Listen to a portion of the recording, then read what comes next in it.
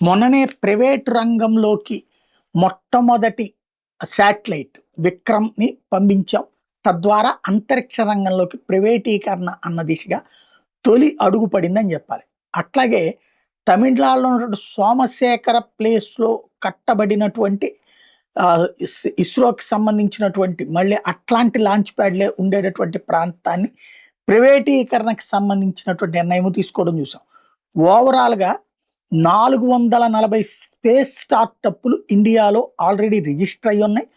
వీళ్ళందరూ కూడా ప్రైవేట్ ఇన్వెస్ట్‌మెంట్స్‌ని బాగా అట్రాక్ట్ చేస్తున్నారు. $618.5 మిలియన్ వీళ్ళు భారతదేశంలో స్పెండ్ చేస్తున్నారు. రాబోయే రోజుల్లో శాటిలైట్ కుప్పలు తెప్పలుగా ప్రయోగించాల్సి ఉంటుంది.